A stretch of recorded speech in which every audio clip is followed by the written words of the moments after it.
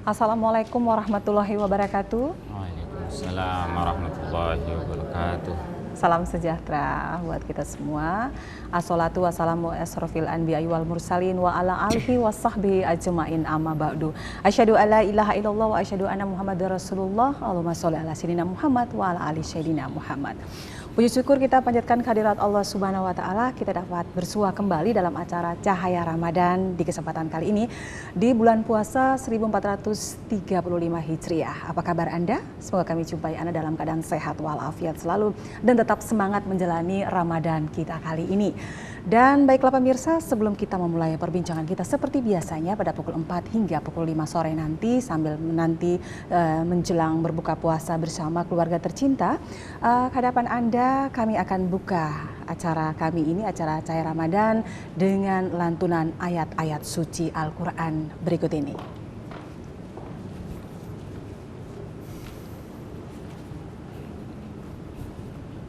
Langsung Bunda. Assalamualaikum warahmatullahi wabarakatuh. Waalaikumsalam warahmatullahi wabarakatuh. A'udzu billahi minasy syaithanir rajim.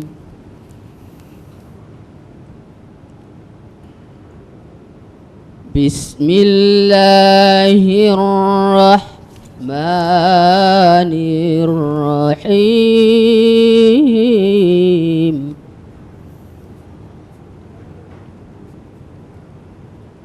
Mathalul ladzina yunfiquna amwalahum fi sabilillah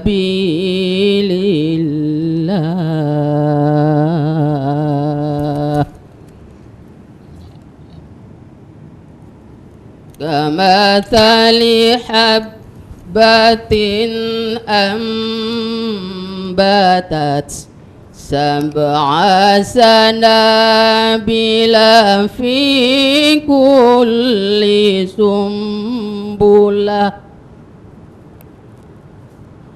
fi kulli sumbulatin mi'atu habbah wallahu yudha'ifu liman yasha'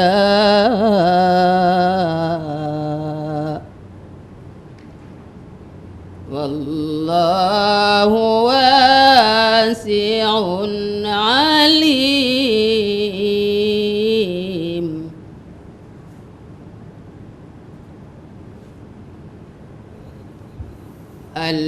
Alladzina yunfiquna amwalahum fi sabilillahi thumma la yutbi'un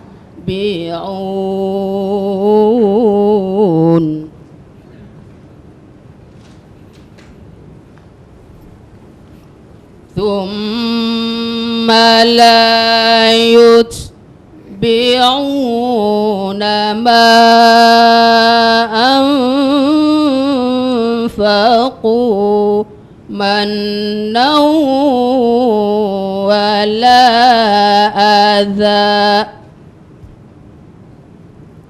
lahum ajruhum 'inda rabbihim wala khawfun 'alaihim wala hum yahzanun.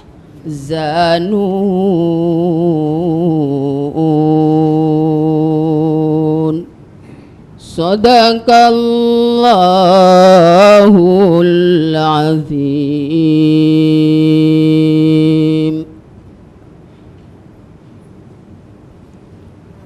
Berlindung kepada Allah dari godaan syaitan yang terkutuk dengan menyebut nama Allah yang Maha Pengasih Maha Penyayang. Perumpamaan orang yang menginfakkan hartanya di jalan Allah seperti sebutir biji yang menumbuhkan 7 tangkai. Pada setiap tangkai ada 100 biji. Allah melipat gandakan bagi siapa yang Dia kehendaki. Dan Allah Maha Luas. Allah mengetahui. Orang yang menginfakkan hartanya di jalan Allah kemudian tidak mengiringi apa yang dia infakkan itu dengan menyebut-nyebutnya dan menyakiti perasaan penerima, mereka memperoleh pahala di sisi Tuhan mereka dan tidak ada rasa takut pada mereka dan mereka tidak bersedih hati. Maha benar Allah dengan segala firman-Nya. Wassalamualaikum warahmatullahi wabarakatuh. Waalaikumsalam warahmatullahi wabarakatuh. Sungguh indah sekali di acara Cahaya Ramadan kita kali ini. Kita sudah buka dengan lantunan ayat-ayat suci Al-Quran, surah Quran Al-Baqarah 261 ya Pak Ustadz ya. Baiklah pemirsa dimanapun Anda berada, di kesempatan kali ini kami akan mengangkat tema yang luar biasa, selalu saja didengungkan dan selalu diingatkan pada kita semua, yaitu indahnya bersedekah. Indahnya bersedekah, ada sangat yang sederhana, ada pula yang cukup berat untuk dibahas. Tapi nanti sebelum itu kita akan bersama-sama dengan Ustadz Mahyudin. Assalamualaikum warahmatullahi wabarakatuh. Ustadz. Waalaikumsalam warahmatullahi wabarakatuh. Sudah hadir di studio 2 TVRI Nusa Tenggara Timur yang kedua ya Pak Ustadz ya. Welcome banget, terima kasih banyak. Dan ibu-ibu kita dari Majelis Taklim Babur Rahman Nusa Bunga, Wali Kota. Apa kabar Bunda semua? Hai. Perdana Bunda ya. Bersama-sama kami di Studio 2 TVRI Nusa Tenggara Timur. Terima kasih banyak sudah hadir di TVRI Nusa Tenggara Timur dalam acara Cahaya Ramadan kita kali ini. Baik, mungkin kita bisa sharing nanti Bunda ya bersama-sama dengan Ustadz kita. Tema kita ini ringan tetapi luar biasa, pahalanya besar sekali di sisi Allah Subhanahu wa taala. Indahnya bersedekah.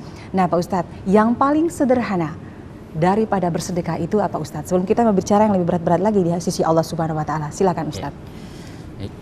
Alhamdulillah. Wassalatu wassalamu ala Rasulillah wa ala alihi wa sahbihi wa mawalah. La hawla wa la quwwata illa billah. Asyhadu an la ilaha illallah wahdahu la syarikalah wa asyhadu anna Muhammadan abduhu wa rasuluhu la nabiyya ba'dah. Masyarul muslimin wal muslimat, para pemirsa yang dirahmati oleh Allah Subhanahu wa taala. Puji syukur, marilah senantiasa kita panjatkan kehadirat Allah Subhanahu wa taala atas limpah nikmat-Nya. Amin. Yang terus-menerus tidak henti-hentinya dianugerahkannya kepada kita semua, dimana pada kesempatan sore hari yang berbahagia ini tidak terasa kita sudah berada di hari yang ke-7 ya, atau mungkin bagi sebagian saudara kita hari yang ke-8, masih berada di paruh 10 hari pertama di bulan suci Ramadan, bulan yang penuh dengan limpahan keberkahan dari Allah Subhanahu wa taala. Beragam amal ibadah di bulan Ramadan ini dilipat gandakan pahalanya, keutamaannya di sisi Allah Subhanahu wa taala. Dan termasuk ya secara khusus yang akan kita bahas pada kesempatan sore hari ini adalah sedekah. Sedekah itu tadi sudah dibacakan ayat 261 ya dari surah Al-Baqarah. Indah sekali perumpamaan yang Allah berikan kepada kita melalui ayat yang mulia itu. A'udzubillahi minasyaitonirrajim. Masalu ma yunfiquna Masalul ladzina yunfiquna amwalahum fi sabilillahi kamasali habbah. Perumpamaan orang yang menginfakkan atau menafkahkan hartanya di jalan Allah itu seperti perumpamaan sebutir benih. Lalu sebutir benih ini ambatat sab'a sanabila. Dia menumbuhkan 7 bulir. Fi kulli sumbulatin mi'atu habbah. Yang masing-masing dari 7 bulir itu tumbuh lagi 100 benih yang baru.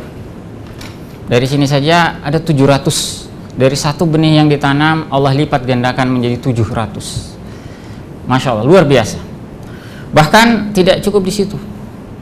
Wallahu yudha'ifu liman yasha. Dan Allah akan menggandakan lagi bagi siapa yang dikehendakinya.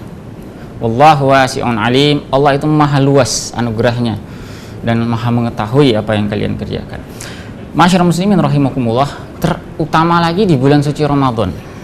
Di bulan suci Ramadan ketika amal kita itu digandakan oleh Allah Subhanahu wa taala, maka keutamaan bersedekah ini menjadi semakin tinggi.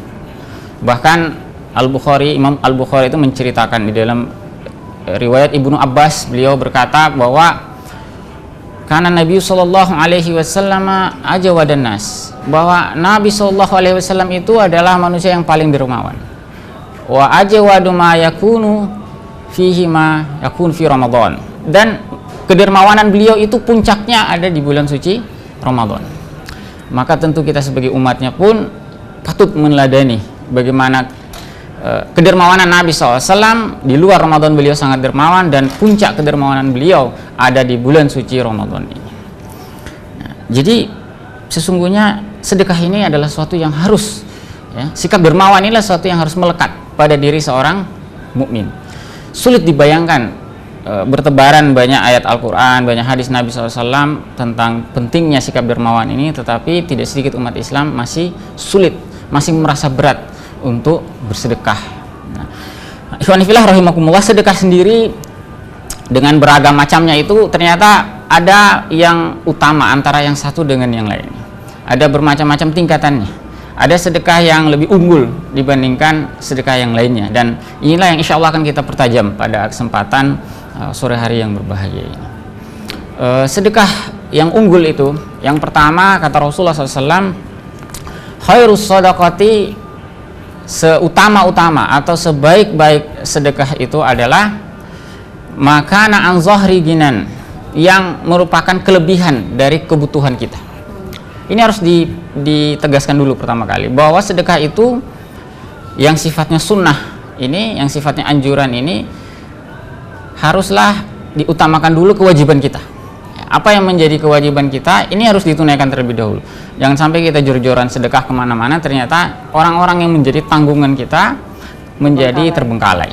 Nah, ini yang pertama, ya. Kemudian kata Rasulullah SAW, wabda biman ta'ulu, mulailah dari orang yang paling dekat denganmu. Siapa orang yang paling dekat kita? Yang pertama tentu saja adalah kerabat kita, keluarga kita, ya. Keluarga kita ini adalah yang harusnya kita utamakan dalam sedekah.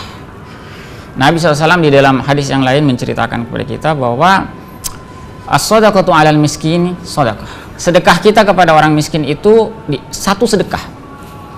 Sementara terhadap kerabat kita, wa 'alal qarabati, terhadap kerabat kita isnatani, itu ada dua pahalanya. Silatun wa shadaqah, sebagai sarana untuk menjalin hubungan silaturahmi, dan yang kedua juga pahala sedekah itu sendiri. Jadi bersedekah terhadap kerabat ini lebih utama dibandingkan sedekah kita kepada di luar kerabat kita. Ya, tentu dilihat ya prioritasnya, ya. Ada kerabat kita yang sudah berkecukupan, sudah mapan, sudah mampu, ya tentu pihak lain yang agak jauh dari kita yang harusnya menjadi prioritas kita. Ya. Tapi kalau keluarga kita ini memang membutuhkan, miskin, ya, sangat memerlukan dan seterusnya, maka ini menjadi prioritas kita. Terlebih lagi untuk keluarga ini kata Rasulullah SAW ada dua, ya, ada dua lagi yang diutamakan. Yang pertama adalah mereka yang terkategori al-yatama wal masakin, orang-orang yatim, anak-anak yatim. Nah, anak-anak yatim ini siapa? Anak-anak yatim ini adalah anak yang ditinggal oleh ayahnya sebelum dia berusia balik, ya, sebelum dia berusia dewasa. Entah karena ayahnya meninggal dunia, ya, atau mohon maaf terjadi perceraian, ya, dengan ibunya, kemudian ayahnya tidak mau lagi menanggung, ya, nafkah bagi anak ini, maka anak ini juga terkategori yatim. Ini harus jadi prioritas kita, ya. Lalu yang kedua adalah mereka yang keluarga kita yang dalam keadaan miskin tadi, ya, keluarga kita yang ada dalam keadaan membutuhkan, ini menjadi prioritas kita. Lalu sedekah berikutnya ikhwan fillah rahimakumullah yang juga sangat penting. Kata Rasulullah SAW itu adalah sedekah kita kepada tetangga kita, kepada tetangga. Siapapun dia ya Ustaz? Ya siapapun dia. Ya, tetangga ini siapa saja. Tetangga ini punya banyak hak terhadap kita. Salah satunya adalah mendapatkan uluran tangan kita, terutama pada saat dia sangat-sangat membutuhkan. Jangankan perkara materi harta yang banyak, ya, perkara yang sepele misalnya seperti makanan saja. Ternyata Nabi SAW itu sangat menekankan pentingnya kita bersikap dermawan. Suatu ketika Rasulullah SAW bersabda kepada sahabat beliau, Abu Dzar Al-Ghifari. Abu Dzar ini seorang sahabat yang bukan sahabat yang kaya raya, dia sahabat yang biasa, bahkan terkategori kelas menengah ke bawah. Beliau berkata, ya Abu Dzar, idza tabakhta maraqatan fa'ksir ma'aha wa ta'ahad jiranaka. Wahai Abu Dzar, jika engkau memasak makanan berkuah, ya, sop atau apa saja, sayuran yang berkuah, maka fa'ksir ma'aha, perbanyaklah airnya, perbanyaklah kuahnya, wa ta'ahad jiranaka, dan perhatikan tetanggamu. Ya, ini konteksnya sahabat yang kelas menengah ke bawah. Maka yang diperbanyak itu minimal airnya, berbanyak, volumenya besar. Tapi bagi kita yang mampu bukan hanya airnya, ya, tapi juga isinya. Takutnya itu loh, Ustaz. Isinya. Iya. Nah, perhatikan tetangga kita, wa ta'ahad jiranaka. Perhatikan tetangga-tetanggamu. Sungguhnya mereka punya hak atas kalian terhadap harta-harta yang kalian miliki, termasuk yang sering kita anggap sepele adalah makanan, minuman ini.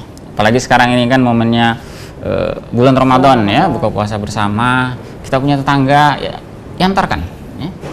Bahkan bila perlu mereka tidak berpuasa juga tetap diantarkan, ya. Mereka juga punya menu buka puasa, nggak masalah, tetap diantarkan, ya.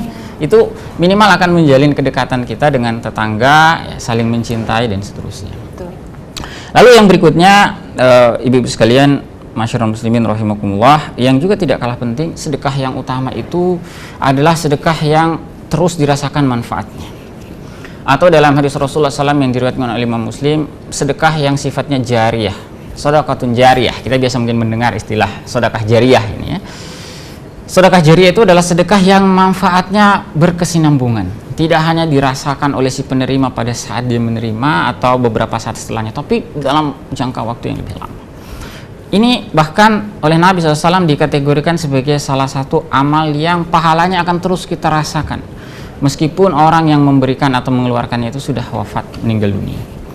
Idza mata ibnu Adam mangqata amaluhu, kata Nabi SAW, jika wafat manusia, terputuslah amalnya.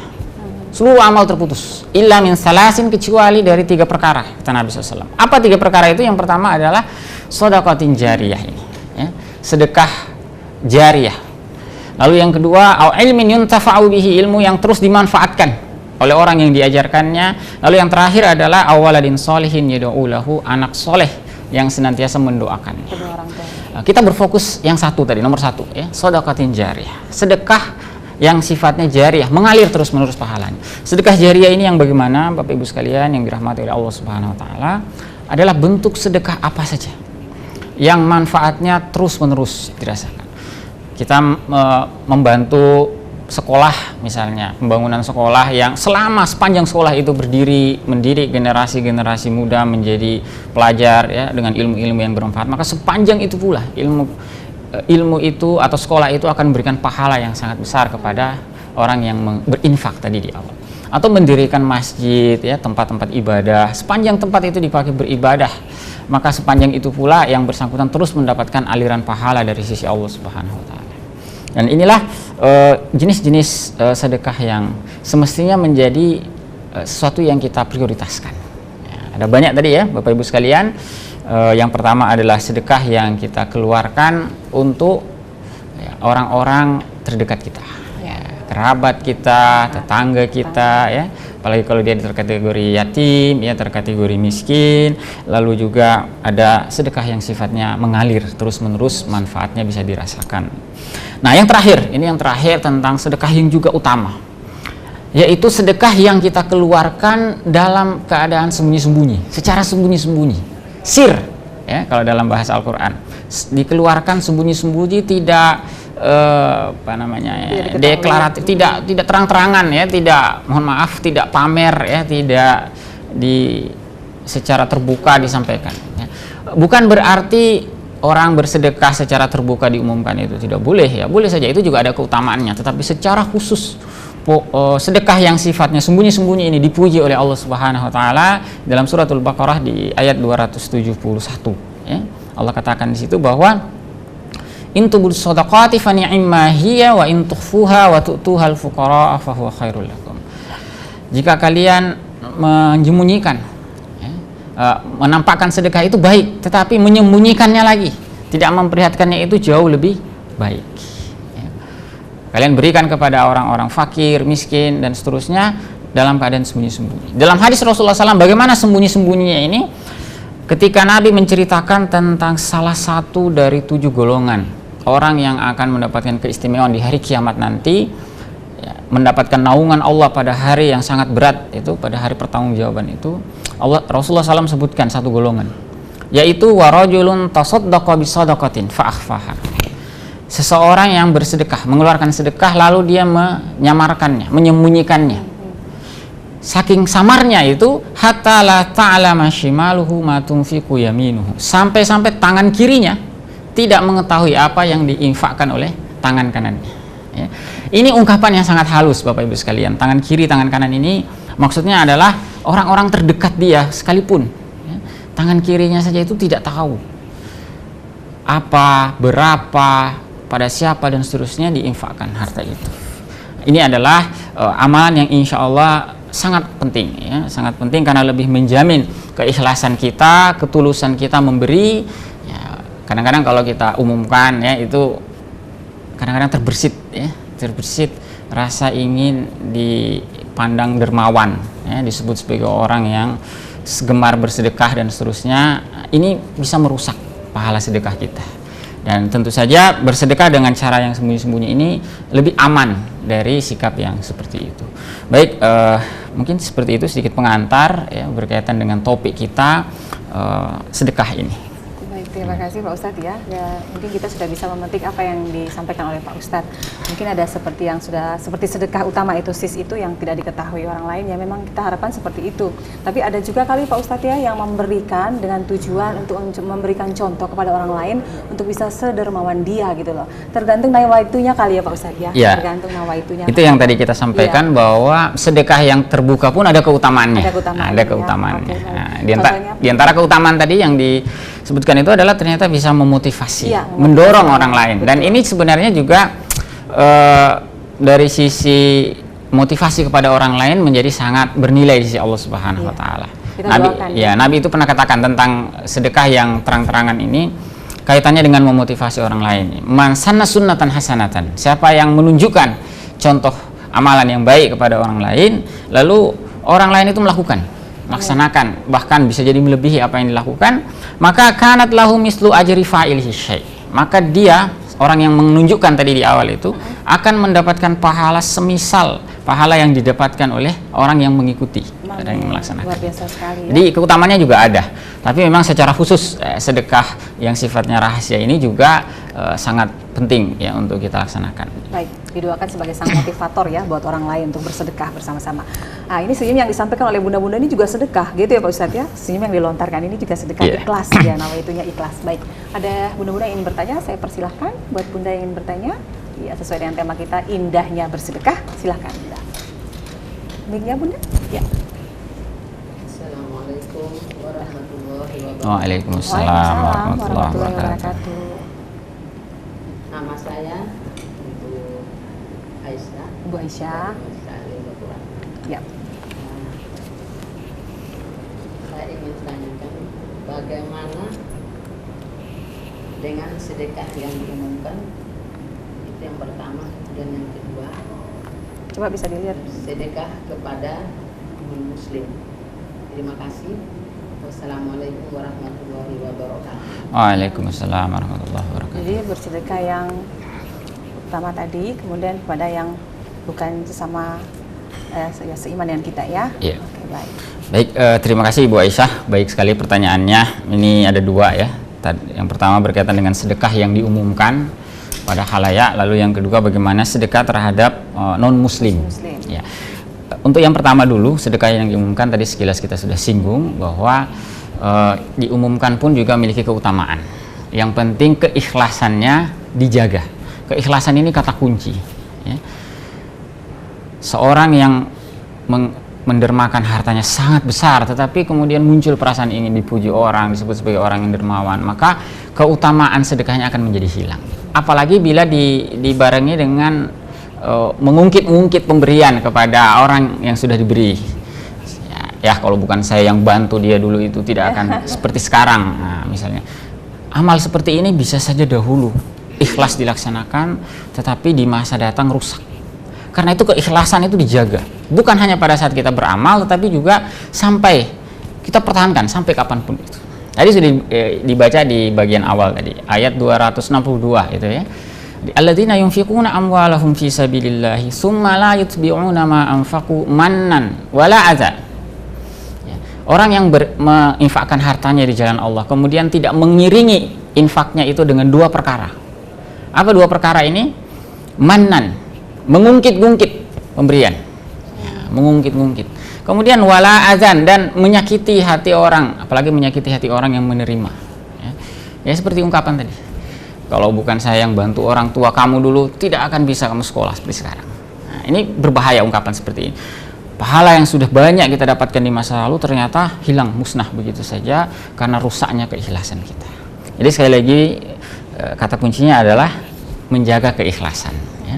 Yang sembunyi-sembunyi, yang terang-terangan, kita jaga keikhlasan kita. Sekali lagi, yang sembunyi-sembunyi lebih bisa menjaga keikhlasan. Ya. Tapi sekali yang terbuka pun boleh, silakan Bapak Ibu sekalian bisa diamalkan ini semua. Ada sedekah yang kita lakukan secara sembunyi-sembunyi, ada sedekah yang kita lakukan secara terbuka, yang kita sangat yakin bahwa kita bisa aman dari perasaan ingin dipuji orang, ya, dan seterusnya. Itu agak sulit ya Pak Ustadz ya biasanya kayak gitu. Ya itu butuh latihan, betul, ya, butuh latihan. Kadang-kadang di awal tidak masalah, tapi kemudian dicerita di mana-mana oleh orang. Wah ini si A ini kalau bersedekah tidak hitung-hitung, ya. Pokoknya kalau butuh apa-apa datang ke dia dibantu. Kemudian muncul perasaan bangga, senang dalam dirinya. Ini bisa merusak, menjadi benih yang merusak keikhlasan kita. Pertanyaan yang kedua tentang sedekah kepada non-muslim. Nah ini juga pertanyaan sangat penting, apalagi kita di wilayah Nusa Tenggara Timur ini cukup banyak ya hidup bersama dengan saudara-saudara kita yang non-muslim, dan tentu bagaimana bersedekah kepada mereka. Ternyata bersedekah kepada non-muslim itu juga sangat dianjurkan. Ya. Akan sedikit berbeda mungkin dengan pemahaman sebagian orang bahwa sedekah kepada non-muslim itu sesuatu yang tidak utama atau bahkan mungkin sesuatu yang dilarang. Ternyata tidak begitu. Ada seorang sahabat Abu Bakar As-Siddiq radhiyallahu anhu itu dahulu pernah membina atau mengasuh seorang anak non-muslim. Ya, mengasuh seorang anak non-muslim, kemudian anak ini ketika Islam datang, Abu Bakar memeluk Islam, anak ini belum. Kemudian Abu Bakar ini bermaksud menghentikan santunannya kepada anak tersebut. Lalu atas sikap seperti itu turun ayat Allah Subhanahu wa taala yang justru menegur, ya, sikap dia yang ingin menghentikan santunan itu. Laisa 'alaika hudahum walakinallaha yahdi man yasha. Bukan menjadi urusanmu hidayah terhadap mereka itu. Walakinallaha yahdi man yasha. Tapi Allah lah yang akan memberikan petunjuk pada siapa yang dikehendakinya. Tugasmu adalah memberikan santunan kepada siapapun yang membutuhkan, terlepas apakah dia muslim, non muslim, dan seterusnya. Wa ma tunfiqu min syai'in fali anfusikum. Apa saja yang kalian infakkan, sedikit pun itu semuanya akan kembali bagi diri kalian. Mau kalian berikannya kepada muslim, non muslim, dan seterusnya, sesungguhnya kemanfaatan itu tidak lain akan kembali kepada kita semua. Ya. Itu sudah seperti yang Pak Ustadz tadi, bahwa itu semua itu yang menentukan itu hanya Allah Subhanahu wa taala, tergantung kita, niat kita, nawaitu kita. Kemudian apalagi kita yang punya orang tua non muslim, pasti di Nusa Tenggara Timur seperti itu, ya kan? Ya, banyak sekali orang tua kita muslim tapi orang tua kita non muslim, itu apalagi wajib untuk kita perhatikan seperti apapun orang tua kita. Ya, apalagi orang tua, apalagi ya, orang tua kan, dan sesama kita aja harus kita perhatikan, apalagi orang tua kita sendiri. Ya. Ada ibu yang bertanya lagi, saya persilahkan. Oke, silahkan Bunda. Mic-nya silakan. Assalamualaikum warahmatullahi wabarakatuh. Waalaikumsalam warahmatullahi wabarakatuh. Menarik sekali apa yang disampaikan oleh Pak Ustadz tadi. Yang saya ingin tanyakan, sedekah yang dikeluarkan secara terang-terangan dan sembunyi. Tapi itu sebenarnya tergantung dari niat kita. Ya. Tapi Pak, yang saya sampaikan adalah kita melakukan sedekah itu di luar bulan suci Ramadan. Tetapi katakanlah kita akan lebih indah dilakukan di bulan suci Ramadan. Itu bagaimana hukumnya ketika saya memprioritaskan pada bulan suci Ramadan? Itu bagaimana menurut Bapak? Ya. Wassalamualaikum warahmatullahi wabarakatuh. Waalaikumsalam warahmatullahi wabarakatuh. Ya, ini berkaitan dengan sedekah di bulan Ramadan. Tadi sudah kita sampaikan bahwa bersedekah itu sangat utama, dan paling utama lagi ketika dilaksanakan di bulan suci Ramadan. Tetapi ini jangan menjadi alasan bagi kita untuk menunda. Nanti saya tunggu Ramadan dulu lah, baru saya bersedekah. Ya, Yang benar adalah di luar Ramadan kita giat bersedekah, dan di dalam bulan suci Ramadan kita semakin giat. Nah, itu tadi makna hadis Rasulullah SAW, bahwa beliau adalah manusia yang paling dermawan, dan kedermawanan beliau semakin meningkat ketika berada di bulan suci Ramadan. Ya, jadi tidak menjadi alasan sebenarnya ya. Justru Nabi SAW itu melarang kita menunda sedekah. Di ada hadis Rasulullah SAW itu melarang kita menunda sedekah. Bahkan beliau katakan di antara sedekah yang utama itu adalah sedekah yang segera dikeluarkan. Ya. Wa anta saddaqa wa anta sahihun syahihun. Anda bersedekah dalam keadaan sehat, lapang, ya, tidak dalam keadaan sulit. Ta'mulul ghina, takhsyal faqra wa ta'mulul ghina. Anda khawatir miskin dan menginginkan kekayaan. Dalam keadaan seperti itu. Jadi dalam keadaan kita itu sangat mencintai harta kita. Dan wala tumhil, jangan ditunda. Ya, jangan ditunda. Kenapa jangan ditunda? Karena kita tidak pernah tahu, Bapak Ibu Saudara sekalian, kita tidak pernah tahu sampai kapan Allah Subhanahu wa taala memberikan kita kesempatan. Ya. Ada orang, mohon maaf, wafat 1 hari sebelum Ramadan. Ada, ya. Bisa saja yang bersangkutan sudah bercita-cita di bulan Ramadan nanti saya sudah rencanakan tanggal 1 segini, tanggal 2 segini, tanggal 3 segini. Mohon maaf, kalau sudah waktunya Allah tidak akan memberikan masa lebih panjang lagi. Ya. Tidak diperpanjang. Kalau sudah sampai ajal kita ya selesai. Kita tidak pernah tahu. Maka yang harus kita lakukan adalah kapan saja ada kesempatan lakukan. Ya. Lakukan. Sesempit apapun kesempatan lakukan. Ya. Bahkan khusus tentang amal kebajikan ini sekarang ada sekarang. Ya. Nabi SAW katakan ittaqullah walau bisyikki tamrah. Bertakwalah kepada Allah meskipun hanya dengan sebutir kurma. Saya yakin yang kita miliki bukan hanya itu. Ya. Ya, kadang-kadang juga saya dengar ada guyonan begini, ya sudah senyum saja cukup. Ya, itu kan sudah sedekah. Ya, beramal itu jangan cari yang minimalis, ya Bapak Ibu sekalian. Yang minimalis. Beramal itu jangan cari minimalis. Iya benar. Ya, tabassumuka ala wajhi akhika sedekah itu benar. Senyummu kepada saudaramu yang tulus itu merupakan bentuk sedekah. Itu benar, tapi bukan berarti ya sudah mencukupkan diri dengan yang seperti itu. Ya, apalagi kalau senyumnya itu tambah uang sekian, dapat itu akan lebih bernilai di sisi Allah Subhanahu wa taala. Ya, mungkin gitu. Oke. Seperti itu yang disampaikan oleh Pak Ustadz. Gimana Bunda? Cukup ya? Kayak gitu aja Bunda ya? Bisa diterima. Oke, baik. Dan kita harapkan juga sedekah yang kita lakukan di bulan Ramadan ini bisa kita lakukan pada bulan-bulan berikutnya, dan merupakan tonggak yang baik untuk memulai sesuatu yang lebih baik Bunda ya di bulan-bulan berikutnya, dan insya Allah bisa jumpa kembali di Ramadan yang berikutnya. Amin. Amin, insya Allah. Oke Bunda, silakan. Saya ingin bertanya. Silahkan Bunda. Dengan Bunda siapa? Silakan. Assalamualaikum warahmatullahi wabarakatuh. Waalaikumsalam warahmatullahi wabarakatuh. Nama saya Nur Laila Abu Bakar. Ya. Saya ingin bertanya kepada Ustadz, bagaimana menghilangkan sifat kikir yang mendorong kita, yang membuat kita enggan bersedekah. Terima kasih Ustadz. Wassalamualaikum warahmatullahi wabarakatuh. Waalaikumsalam warahmatullahi wabarakatuh. Ada orang katakan bahwa pelit pangkal kaya Pak Ustadz. Benar tidak? Hemat pangkal kaya mungkin ya. Kalau pelit pangkal kaya itu. Hemat pangkal kaya iya, tapi pelit pangkal kaya kayaknya susah ya Pak Ustadz. Iya, baik, baik sekali pertanyaan dari Ibu Nurlela tentang bagaimana mengikis atau menghilangkan sikap kikir yang ada dalam diri kita. Penghambat utama kita enggan bersedekah itu kan sebenarnya kikir, ya. Kalaupun ada alasan lain, itu tidak lain ada alasan untuk menutupi sikap kikir kita. Saya masih harus ini, saya masih begini, saya masih begitu. Intinya itu sebenarnya kikir, ya. Berbagai macam dalih yang dilontarkan itu sesungguhnya merupakan alasan saja untuk menutupi alasan yang sesungguhnya dibalik keengganan dia untuk bersedekah, yakni sikap kikir. Nah, sekarang bagaimana kita mengikis sikap kikir ini? Masyarakat muslimin Allah, bertebaran ayat dalam Al-Quran ataupun hadis Nabi SAW yang semestinya membuat seorang mukmin itu menjadi seorang yang dermawan.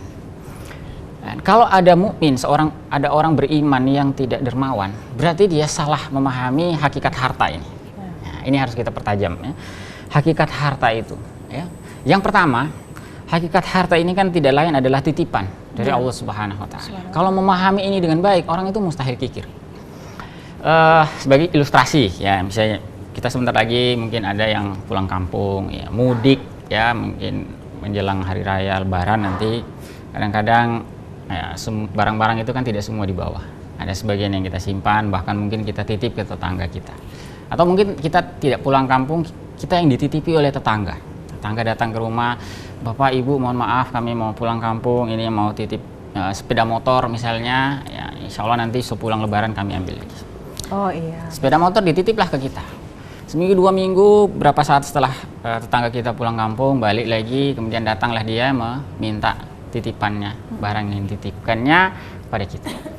Sebagai seorang yang sadar dengan hakikat titipan, tentu ya, sikap yang patut adalah memberikan, tidak menahan.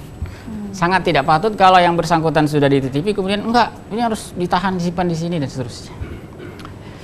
Seorang mukmin yang menyadari harta ini tidak ada titipan dari Allah Subhanahu wa taala. Kapanpun si pemiliknya datang meminta, kapanpun si pemiliknya datang untuk meminta harta yang dititipkannya itu, maka pada saat itu kita bersedia dengan ikhlas, dengan tulus memberikan. Toh pemiliknya datang meminta. Lalu yang kedua, mengapa seorang yang beriman itu tidak boleh kikir, Bapak Ibu saudara-saudara sekalian?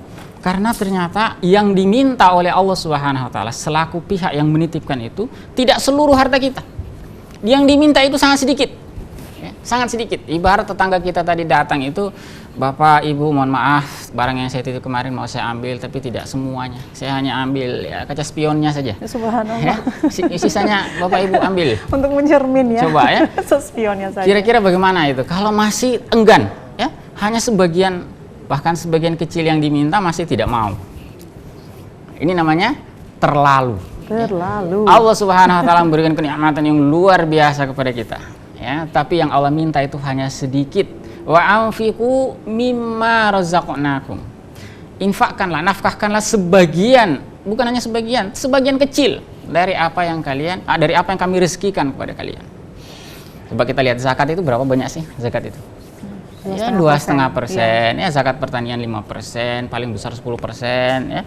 Tidak banyak dibandingkan dengan 90% sekian. Itu saja sudah dipotong pengeluaran segala macam, ya. Kelebihan kita yang diminta oleh Allah Subhanahu wa taala. Itu yang kedua, mengapa orang tidak boleh kikir. Lalu yang ketiga, seorang mukmin itu mengapa juga tidak boleh kikir, karena ternyata apa yang diminta oleh Allah Subhanahu wa taala itu akan diganti. Dan yang digantinya pun tidak sebanding, tetapi berlipat. Coba, kalau orang paham hakikat ini, saya pikir tidak ada orang yang enggan bersedekah. Ya. Sudahlah harta itu titipan, yang diminta oleh Allah Subhanahu wa taala juga hanya sebagian kecil, dan yang diminta itu pun diganti lagi, iya. Tidak sebanding tapi lebih banyak. Tadi disebutkan di ayat yang dibaca 700 kali lipat, bahkan lebih banyak. Nah, makanya sedekah ini kalau kita pahami dengan benar, ya, hakikat harta kita pahami dengan benar, seorang mukmin itu akan menjadi seorang yang dermawan, sangat dermawan. Betul. Ringan hatinya untuk memberikan harta karena memang itu titipan dari Allah Subhanahu wa taala. Jangankan sebagian kecil, seluruhnya pun dia rela. Ya, seluruhnya pun dia ikhlas. Toh itu adalah milik Allah Subhanahu wa taala, dan dia yakin bahwa Allah akan mengganti, memberikan ganti bukan hanya yang sebanding tapi yang jauh lebih besar dari apa yang diinfakannya. Iya. Mudah-mudahan bisa dipahami. Gimana Ibu Nurlena? Bisa dipahami? Iya. Pokoknya jangan takut. Kadang-kadang kita kan selalu diingatkan jangan takut miskin jika bersedekah. Karena seperti yang disampaikan Ustadz, 700 kah? 700 lipat ya diganti, bayangkan oleh Allah Subhanahu wa taala. Semua tergantung dari nawaitu kita, ikhlas kita. Kemudian juga Pak Ustadz, saya juga sering dengar alangkah baiknya kalau kita memagari rumah kita tuh dengan mangkok dan sendok atau piring dengan sendok, bukan memagari dengan teralis yang 4 meter, 6 meter yang sampai tidak bisa kita lihat orang di sebelahnya ya. Ya, mungkin mereka mencari safe nyaman buat diri mereka sendiri, tetapi seperti yang sudah disampaikan oleh ada hadis yang Rasulullah menyampaikan itu alangkah baiknya kita memagari rumah kita dengan piring dan juga sendok. Ya, insya Allah bisa mendapat balasan dari Allah Subhanahu Wa Taala. Bunda, silakan, ada yang bertanya lagi? Saya persilakan. Bunda yang di belakang, silakan Bunda.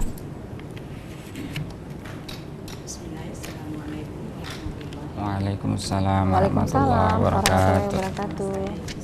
Ibu Siti, silakan didekatkan Bunda. Mika didekatkan Bunda. Ya. Yang ingin saya tanyakan Ustaz, bagaimana hukumnya orang yang memberi zakat di akhir bulan Ramadan setelah orang menunaikan sholat Id? Oh, iya. Apakah itu termasuk tergolong dalam sedekah yang utama yang seperti Ustaz jelaskan, atau yang termasuk hadiah? Oke. Iya. Oke. Iya. Baik, ini Waalaikumsalam warahmatullahi wabarakatuh. Itu gimana tuh Pak Ustadz? Iya, ini pertanyaan tentang zakat ya. Zakatnya maksudnya Bu ya. Ya, zakat itu zakat fitrah maksudnya. Zakat fitrah itu dikeluarkan sebelum orang itu menunaikan sholat Id. Sebelum orang menunaikan sholat Id. Jadi kalau sudah dikeluarkannya setelah sholat Id, itu hanya kata Rasulullah SAW itu shadaqatum minas shadaqat. Hanya salah satu sedekah yang biasa. Salah satu sedekah yang biasa. Sebagaimana misalnya kita bersedekah di luar bulan suci Ramadan. Dan sudah tidak bisa dianggap zakat. Ya. Karena zakat itu ada aturan bakunya. Ya. Berapa jumlah yang dikeluarkan, didistribusikan kepada siapa, itu ada aturannya tentang zakat. Dan zakat fitrah khusus untuk waktunya harus dikeluarkan sebelum menunaikan sholat Id. Ya, paling lambat ya kalau bisa malam sebelumnya. Bahkan sebagian ulama membolehkan untuk memudahkan distribusi dan pengumpulannya, dibolehkan mengumpulkan jauh-jauh hari. Ya, pada saat masih bulan Ramadan seperti sekarang. Ya, mungkin sudah ada lembaga amil sekarang ini yang sudah membuka kesempatan, boleh ya. Apalagi mungkin kita yang kadang-kadang menjelang hari raya itu kadang-kadang sibuk sekali. Ya. Sibuk, mudah-mudahan sibuk semakin giat beribadah ya. Kadang-kadang ada yang sibuknya keduniawiaan sehingga lupa. Subhanallah, iya. Dan khusus zakat fitrah ini memang ibu bapak harus mengecek yang menjadi tanggungan kita siapa. Iya. Di rumah itu siapa, termasuk bayi yang baru lahir. Ya, bayi baru lahir pas malam takbiran. Nah itu sudah wajib dizakatkan. Ya, keluarkan zakat fitrahnya. Kalau lahirnya setelah lebaran ya oke, nggak masalah ya. Tapi lahir di malam atau subuh hari sebelum sholat Id, nah itu dikeluarkan zakatnya. Ya. Seperti itu Ibu ya. Ibu Siti ya, terima kasih. Itu kriterianya seperti apa sih Pak Ustadz kalau kita Baik, akan memberikan sedekah atau zakat itu sesuai dengan, kan dalam rumah umpama ada 4 anak, nah itu kriterianya seperti apa Pak Ustadz? Kan ada yang berbentuk beras, ada yang berbentuk uang dan lain sebagainya. Nah kemudian berasnya itu seperti, maksudnya gini, beras yang kita makan seperti itu kah, apa mungkin lebih bagus lagi kah, atau yang bagaimana ya? Kadang-kadang orang rancu, yang penting ala 2 liter lebih sekian-sekian yang sedekah. Itu gimana tuh Pak Ustadz, bisa disampaikan ke pemirsa di rumah? Iya baik. Untuk harta zakat fitrah ini yang disebutkan secara zahir oleh hadis Nabi SAW itu adalah kutu baladihi, bahan makanan pokok yang biasa dia pergunakan. Kalau kita makan biasanya beras ya, dalam bentuk beras, mungkin ada sebagian sudah kita misalnya sagu ya dalam bentuk sagu, gandum dalam bentuk gandum dan seterusnya. Tetapi sebagian ulama juga membolehkan dihargakan berapa nilainya ya, berapa nilainya dalam mata uang setempat, karena menurut mereka ini lebih memberikan manfaat kepada pihak yang menerima. Ya, sekarang pun amil zakat juga banyak ya menerima, biasanya kan diumumkan yang beras sekian, kemudian nilainya sekian. Bahkan di beberapa masjid itu sudah ada konversi rupiahnya. Ya. Kalau bahkan kadang-kadang sebut merek. Kalau misalnya Bapak Ibu biasa konsumsi merek A, nanti kalau berasnya sekian liter, kalau kemudian kalau uangnya sekian. Nah, jadi memang seyogyanya yang kita keluarkan itu adalah dalam ayat lain itu disebutkan min ausati ma tut'imuna ahlikum, yang biasa kalian beri makan kepada keluarga kalian. Keluarga kita biasanya misalnya level menengah, ya berarti ya kita berikan yang level menengah. Seperti itu. Jangan yang lebih rendah. Yang lebih tinggi silahkan. Faman tatawwa khairan fahuwa khairul. Siapa yang mau memberikan lebih banyak silahkan, itu akan lebih baik baginya. Kita mau mengeluarkan zakat level atas silahkan ya, meskipun kita terkategori level menengah ya. Dan ini kesempatan kita, zakat fitrah ini adalah kesempatan bagi umat Islam untuk beramai-ramai mengeluarkan zakat. Kenapa? Karena syaratnya zakat fitrah itu sederhana. Yang penting yang bersangkutan memiliki kecukupan pada saat hari raya Idul Fitri, maka dia wajib mengeluarkan zakat fitrah. Orang miskin sekalipun bisa saja terkena kewajiban mengeluarkan zakat fitrah, yaitu ketika dia memiliki kecukupan ya, pada saat hari raya Idul Fitri. Cukup 1 hari kecukupannya. Jadi kalau dia misalnya cukup 2-3 hari, tetap wajib dia mengeluarkan. Ya, nanti dia dapat juga lagi ya, dapat kembali juga karena dia terkategori orang yang berhak mendapatkan bagian dari zakat. Tapi dia juga wajib mengeluarkan. Ya. Dan beda dengan zakat harta yang lain ya, yang mensyaratkan jumlah harta yang cukup banyak dulu, baru kemudian dikeluarkan. Nah, pikir ini Ibu. Ya. Nah itu hukumnya gimana tuh Pak Ustadz kalau seandainya kita tidak berzakat umpamanya? Ya kan, kadang-kadang lupa, kemudian sudah plong, sudah selesai. Daripada sama sekali, ya kan sudah terlambat, sudah terlanjur. Padahal kalau mau dicari kan amalannya, itu gimana hukumnya bagi orang yang tidak berzakat? Jadi zakat itu bukan amal keutamaan ya, bukan amal sunnah, tapi wajib. Tuh. Ya, zakat fitrah itu wajib hukumnya. Zakat itu hukumnya wajib, bukan sunnah. Karena itu ya bagaimana orang yang meninggalkannya ya, sebagaimana orang meninggalkan amalan wajib lainnya. Kena dah. Orang nggak sholat ya. Hukumnya Orang wajib. tidak puasa, yang hukumnya wajib, berarti dia melakukan perbuatan dosa yang besar. Subhanallah. Dan saya perlu garis bawahi bahwa orang yang meninggalkan amalan wajib tanpa uzur itu tidak ada gantinya, tidak bisa diganti. Ya, kita hanya bisa mohon ampunan kepada Allah Subhanahu Wa Taala, tidak bisa diqadha itu. Kalau tidak ada uzur. Ini orang sering salah paham. Misalnya gini, ntar saya nggak usah sholat lah, ntar saya ganti. Ntar saya nggak usah puasa lah, nanti saya ganti hari lain. Yang dibolehkan untuk mengganti itu kalau ada uzur. Ya, coba kita mungkin masih ingat tentang puasa itu kan? Puasa itu gimana sih? Faman kana minkum maridun aw ala safarin, ya kan? Barang siapa di antara kalian sakit yang menyulitkan dia untuk berpuasa, atau dalam keadaan safar melakukan perjalanan yang menyulitkan dia berpuasa. Maka dalam konteks seperti ini apa? Fa'iddatum min ayyamin ukhar. Boleh tidak berpuasa mengganti di hari yang lain. Barang siapa yang sakit, safar dan sebagainya. Kalau tidak sakit, tidak safar, tidak ada alasan syar'i, sengaja, tidak ada uzur, maka ini tidak termasuk yang diberikan keringanan oleh Allah Subhanahu wa taala. Salat juga begitu. Ada memang namanya qadha salat, mengganti salat, tetapi ada uzurnya. Iya. Ya, misalnya karena kelelahan, tidur, tidak bangun, waktu gitu. sholat sudah lewat, Tidak begitu dia disengaja ya, bangun, Ustaz, ya? ya, itu tidak disengaja, begitu dia bangun harus segera mengganti sholat yang tertinggal. Bukan hanya perjalanan jauh ya Pak Ustadz ya, bukan itu saja. Kalau perjalanan jauh tidak mengangkat kewajiban sholat, hanya meringankan, Qadha aja ya? meringankan. Kita bisa menjamaknya atau mengkosor, ya, digabung atau dikurangi rakaat. Tapi kalau tidak melaksanakan sholat sama sekali itu tidak ada uzurnya. Tidak ada alasan bagi yang bersangkutan, karena sesakit apapun kita wajib sholat. Termasuk mohon maaf kita misalnya sakit parah di operasi itu juga tetap wajib sholat ya, sepanjang masih sadar ya, di rumah sakit misalnya ya, di opname, di infus, kalau masih sadar itu wajib. Kalau dia dibius dalam keadaan operasi ya, saat itu tidak wajib. Itu dianalogikan dengan dalam keadaan tidur, tidak sadarkan diri. Begitu dia bangun, dia harus tanya, ini sudah berapa waktu sholat yang saya tinggalkan, harus diganti. Wah, subhanallah. Begitu ya. Tidak main-main untuk sholat ini. Tidak main-main untuk sholat ya. Zakat juga begitu ya. Nah, zakat yang ada uzur boleh, tapi tidak ada uzur ya bagaimana lagi? Dosa besar di sisi Allah Subhanahu wa taala. Dan kafaratnya bagaimana? Kafaratnya adalah kita memohon ampunan dari Allah Subhanahu wa taala. Ya. Jangan lagi bilang begini, berarti lebih ringan. Tidak perlu ganti puasa, tidak perlu ganti sholat, tidak perlu ganti zakat. Berarti lebih ringan hanya memohon ampunan. Pertanyaannya adalah, iya kalau diampuni, ya kan? Ya, kalau Allah Subhanahu wa taala mengampuni. Ya. Sepanjang kita memang bertobat dengan sebenarnya tobat, insya Allah diampuni. Tapi kalau omongannya sudah begitu tadi, ya sudah lebih gampang lagi ya. Kita tinggal minta ampun. Ini ada indikasi tidak sungguh-sungguh.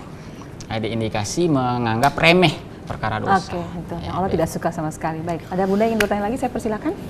Oke, Bunda silakan. Assalamualaikum warahmatullahi wabarakatuh. Waalaikumsalam warahmatullahi wabarakatuh. Pak Ustadz, yang saya mau tanyakan, bolehkah seorang istri mengeluarkan zakat tanpa sepengetahuan suami? Dan bagaimana pahalanya, Pak? Assalamualaikum warahmatullahi wabarakatuh. Waalaikumsalam warahmatullahi wabarakatuh. Berzakat tanpa diketahui suami. Istri mengeluarkan harta, saya tidak batasi di zakat ya. Harta apapun itu tanpa seizin suami. Pertama harus dibedakan begini. Ada harta yang menjadi milik suami dititipkan pada istri. Ada harta yang memang diberikan oleh suami kepada istri. Ya, harta yang dititipkan oleh suami ini hakikatnya masih menjadi milik suami. Dan karena itu distribusinya pun, pengeluarannya pun disampaikan kepada suami. Karena pemiliknya masih dia. Adapun harta yang sudah diberikan kepada istri, maka itu sudah menjadi hak istri. Istri mau mendistribusikan silahkan. Mau memberikan kepada si A, si B, si C tanpa memberitahu suami itu juga sah. Boleh. Tapi sekali lagi hubungan suami istri ini kan hubungan suhbah, hubungan persahabatan. Ya. Jangan sampai hanya gara-gara persoalan sepele harta seperti itu kemudian menjadi benih konflik. Ya. Meskipun itu harta milik istri sendiri, ya tentu akan lebih baik apabila dikomunikasikan juga kepada pihak suami. Ini kan sahabat kita sebenarnya, ya. Suami itu sahabat partner, kita. Ya. Ya. Suami juga begitu, ya, jangan hanya istri. Suami juga sebenarnya begitu. Suami memang punya harta, dia bisa saja memberikannya kepada siapapun. Itu harta milik dia. Tentu akan lebih baik kalau hal itu juga dikomunikasikan kepada istrinya, ya kan? Jangan sampai ini jadi benih konflik. Ya, kadang-kadang mohon maaf di zaman sekarang ini kan ada sikap curiga yang ya menjadi benih perpecahan, ya, apalagi di antara suami istri. Apalagi misalnya gini, istri tahu, oh penghasilan suami saya itu segini, yang dikasih kok hanya segini, kemana yang lainnya? Nah, ini bisa menjadi benih. Ya. Padahal sebenarnya secara hukum syariah, ya harta ya milik yang bersangkutan terserah mau diberikan kepada siapapun yang dia inginkan. Tapi tidak seperti itu yang diajarkan oleh Allah Subhanahu Wa Taala kepada kita. Ya, kita berkomunikasi yang baik ya antara suami dengan istri, dan harta ini mari kita jadikan sebagai wasarana bagi kita untuk saling mendekatkan diri kepada Allah Subhanahu Wa Taala. Sangat indah ketika ada istri berinfak disampaikan kepada suami. Suami mungkin awalnya bukan orang yang gemar berinfak, tapi melihat istrinya yang dermawan, ini akan memberikan motivasi tersendiri bagi yang bersangkutan. Istri juga bisa jadi begitu. Istrinya, mohon maaf, dalam tanda petik kikir, melihat suaminya gemar berinfak, juga bisa tergerak hatinya untuk menjadi orang yang dermawan juga. Nah, itulah fungsi suami istri penting, kita saling memotivasi, saling mengingatkan dan sebagainya. Tapi kalau harta ibu ya boleh saja Bu ya. Penghasilan lagi, sendiri ya, penghasilan gimana? Sendiri, penghasilan ya. sendiri boleh? Penghasilan sendiri boleh ya. Dalam Islam itu seorang istri boleh memiliki penghasilan sendiri. Dan bahkan bisa saja kejadiannya istri itu malah lebih mampu dibandingkan suami. Nah, itu banyak kejadian di masa Nabi SAW. Ya. Bahkan istri Nabi itu ada yang lebih kaya daripada beliau. Sahabat beliau juga banyak yang lebih kaya daripada istrinya, lebih kaya daripada suaminya. Sampai suatu ketika itu ada istri yang datang bertanya kepada Nabi SAW, bolehkah saya memberikan sedekah kepada suami saya? Coba, sampai ada yang bilang begitu. Boleh ya, boleh, sangat boleh malah. Ya, kalau orang lain yang jauh kita perhatikan, apalagi yang suami sendiri dekat. yang dekat. Ya. Seperti itu Bu ya. Oke. Ayo Bunda yang ingin bertanya lagi terakhir di sesi kita di kesempatan kali ini dalam acara Cahaya Ramadan, mungkin ingin bertanya lagi? Ya, terakhir silakan Bunda. Bismillahirrahmanirrahim. Assalamualaikum warahmatullahi wabarakatuh. Mungkin kesempatan ini Ustadz, mohon penjelasannya mengenai perbedaan zakat, infak, dan sedekah, mungkin sebagai penutup. Wassalamualaikum warahmatullahi wabarakatuh. Waalaikumsalam warahmatullahi wabarakatuh. Zakat, infak, dan Ya, sedekah. ini istilah yang sangat lazim kita dengar. Ada istilah zakat, infak, dan sedekah. Bahkan itu ada lembaganya. Ya. Sering kita dengar lembaga basis, ya, Badan Amil Zakat, Infak, dan Sedekah. Istilahnya sudah sedemikian populer, tapi kadang-kadang kita rancu. Apa bedanya antara zakat, infak, dan sedekah? Nah, itu betul sekali. Bagus Bunda pertanyaan. Jadi ada yang ini sebenarnya ada istilah yang sifatnya umum, ada yang khusus. Harta yang kita keluarkan apapun bentuknya itu namanya infak. Apapun bentuknya itu namanya infak. Mau kita keluarkan di jalan kebaikan atau keburukan, itu semuanya namanya infak. Anfaka yunfiku, infakan secara harfiah itu mengeluarkan harta. Harta apapun yang kita keluarkan, termasuk harta yang kita keluarkan untuk tanggungan kita, keluarga kita, anak istri kita, dan seterusnya, ini juga terkategori infak. Kemudian di antara infak ini ada ya tadi harta yang dikeluarkan untuk kebaikan itu disebut sedekah. Ya, sedekah. Kalau kita berbicara konteks harta yang dikeluarkan, nanti terbagi-bagi lagi. Ya. Yang dikeluarkan dalam bentuk kebaikan di jalan Allah itu namanya sedekah. Ada yang wajib, ada yang sunnah. Ya. Sedekah yang sifatnya wajib inilah yang kita kenal dengan istilah zakat. Ya. Adapun sedekah-sedekah yang lain itu sifatnya anjuran atau sunnah. Jadi kalau baca dalam Al-Quran itu kok istilah sedekah juga dipakai untuk zakat. Nah, jangan bingung ya, karena memang zakat itu sedekah yang sifatnya wajib. Ya. Innamas shadaqatu lil fuqara'i wal masakin, ya kan bisa baca kan? Sungguhnya harta sedekah itu yang dimaksud itu adalah zakat. Lil fuqara'i wal masakin dan seterusnya, itu diperuntukkan bagi 8 golongan, fakir, miskin, dan seterusnya. Redaksi ayat itu menyebutkan sedekah, tapi yang dimaksudkan adalah zakat. Jadi sekali lagi Ibu sekalian, infak ini apa saja harta yang kita keluarkan secara umum, kemudian sedekah ini apabila harta itu kita keluarkan untuk jalan kebaikan. Dan kalau dia bersifat wajib, maka dia disebut zakat. Ya, semoga bisa dipahami ya perbedaan-perbedaan istilah ini. Nanti ada lagi istilah wakaf dan sebagainya, tapi mungkin kita bisa dalam di kesempatan yang lainnya. Bagaimana Bunda? Bisa dipahami Bunda ya? Luar biasa sekali tema kita kali ini tentang indahnya bersedekah. Dan memang kalau mau dikatakan bersedekah itu sayang sekali kalau kita tidak melakukannya, karena itu hal yang wajib yang harus kita lakukan. Bukan pada saudara-saudara kita yang ada di sekitar kita saja, siapapun dia, suku apa dia, agama apapun harus wajib kita perhatikan dalam sedekah itu. Baik, terima kasih banyak ya Pak Ustadz di kesempatan kali ini dalam acara Cahaya Ramadan kita kali ini. Bunda-bunda tercinta dari Majelis Taklim Babur Rahman Nusa Bunga, terima kasih banyak sudah hadir di Studio 2 TV Nusa Tenggara Timur. Insya Allah kita bisa berjumpa kembali dengan tema yang lebih menarik lagi. Demikianlah pemirsa perbincangan kami di kesempatan kali ini dalam acara Cahaya Ramadan kita di kesempatan kali ini. Dan saya juga mengucapkan terima kasih kepada Ustadz Wahyudin yang sudah menemani kami. Salam buat keluarga ya Pak Ustadz ya. Semoga apa yang sudah disampaikan dapat menambah nuansa baru dalam kehidupan Anda dimanapun Anda berada dan semakin baik lagi kehidupan kita. Dan tentunya kita bersedekah di bulan Ramadan kali ini, kita bisa lebih baik lagi bersedekah di bulan-bulan yang akan datang. Dan insya Allah kita akan jumpa kembali di Ramadan 1444 Hijriah nanti insya Allah. Akhirul kalam, saya Ian Asmara, wabillahi taufiq wal hidayah. Wassalamualaikum warahmatullahi wabarakatuh. Waalaikumsalam. Ya badratim ya badratim min hadza kull kamali. Ya badratim ya badratim min hadza kull kamali. Mada yu'abbiru